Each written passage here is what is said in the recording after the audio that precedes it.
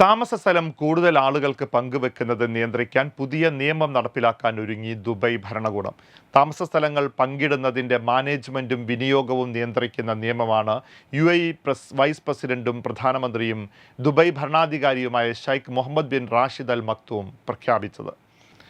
താമസക്കാരുടെയും വസ്തു ഉടമകളുടെയും സുരക്ഷിതത്വം ഉറപ്പാക്കുന്നതിനൊപ്പം ആരോഗ്യപരമായ ജീവിത സാഹചര്യങ്ങൾ ഒരുക്കുകയാണ് പുതിയ നിയമത്തിൻ്റെ ലക്ഷ്യം.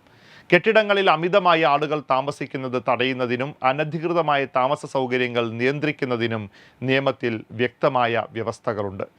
കെട്ടിട നിർമ്മാണ ഭൂവിനിയോഗ ചട്ടങ്ങളുടെ ലംഘനം തടയുന്നതിനൊപ്പം നീതിയുക്തമായ വാടക രീതികൾ പ്രോത്സാഹിപ്പിക്കാനും ദുബൈയുടെ റിയൽ എസ്റ്റേറ്റ് മേഖലയുടെ സ്ഥിരതയും ഭംഗിയും നിലനിർത്താനും പുതിയ നിയമം സഹായിക്കും.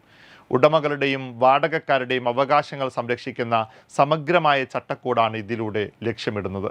ജനവാസ മേഖലകളുടെ ഗുണനിലവാരവും സുരക്ഷിതത്വവും ഉറപ്പുവരുത്താൻ ഈ നിയമം വഴിയൊരുക്കുമെന്ന് അധികൃതർ വ്യക്തമാക്കുന്നു. ഒന്നിലധികം ആളുകൾ അല്ലെങ്കിൽ ഒന്നിലധികം കുടുംബങ്ങൾ വീടോ ഫ്ലാറ്റോ പങ്കിട്ട് താമസിക്കുന്ന രീതി ഗൾഫ് രാജ്യങ്ങളിൽ വ്യാപകമാണ്. ദുബായ് പോലുള്ള നഗരങ്ങളിൽ കുറഞ്ഞ ചെലവിൽ താമസിക്കാൻ പലരും ഈ രീതിയാണ് തിരഞ്ഞെടുക്കുന്നത്. എന്നാൽ ഒരു ചെറിയ ഫ്ലാറ്റിൽ ഉൾക്കൊള്ളാവുന്നതിലധികം ആളുകൾ താമസിക്കുന്നത് പലപ്പോഴും സുരക്ഷാ പ്രശ്നങ്ങൾക്കും ശുചിത്വമില്ലായ്മയ്ക്കും കാരണമാകാറുണ്ട്.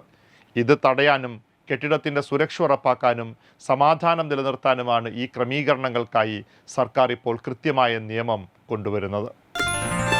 Way2Nikah.com, the exclusive Muslim matrimonial site.